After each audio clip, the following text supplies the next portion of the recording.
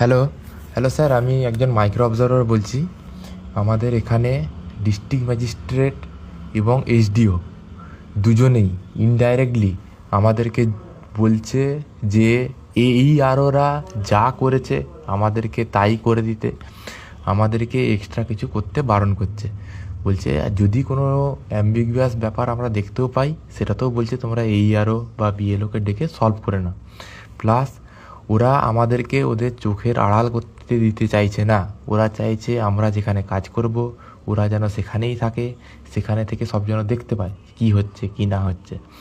এবং election commission থেকে বলেছিল যে কাজটা হবে DM অফিসে, কিন্তু এরা কাজটা আমাদেরকে করাচ্ছে ব্লক অফিসে, যেখানে পার্টির নেতা ফেতা সবাই আসতে পারবে।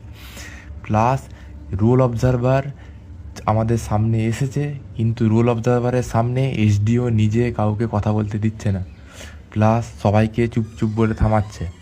প্লাস রুল অবজারভার বাংলা বুঝে না, কিন্তু DM সবাইকে বাংলায় বোঝাচ্ছে। এটা একটু আপনারা দেখুন। সবাইকে ওদের ডিস্টেন্স থেকে যাতে যেখানে আমরা কাজ করব সেখানে যেন DM SDO কেউ যেন স্পটে না থাকে, এমন জায়গায় কাজ করব কেউ যেন জানতেই না পারে আমরা কী কাজ করছি। এটা হলেই একদম পারফেক্ট কাজ হবে, না হলে সেই যেমন ছিল ওরা যেটা চাইছিল সেটাই হবে।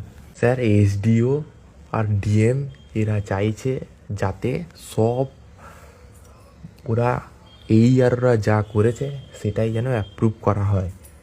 এটার একটা সলিউশন স্যার আছে।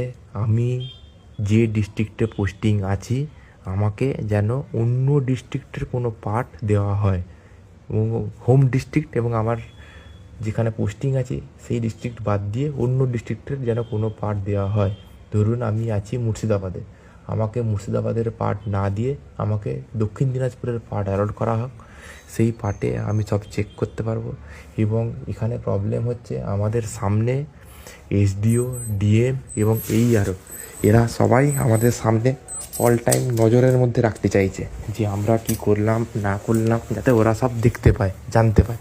এবং যদি কিছু আমরা ভুল করি বা যদি কিছু আমরা কোনো ওদের ওকে করেছে তাকে আমরা রিজেক্ট করি, সেটাকে ওরা আমাদেরকে মেন্টালি হালকা একটু প্রেশার দিয়ে বা যা হোক কিছু বুঝিয়ে যেন আমাদেরকে কাজটা করানো যায়। ঠিক আছে, একটু একটু আপনারা দেখুন ব্যাপারটা, নাহলে এত কিছু করা সবই বেকার আমার মনে হয়।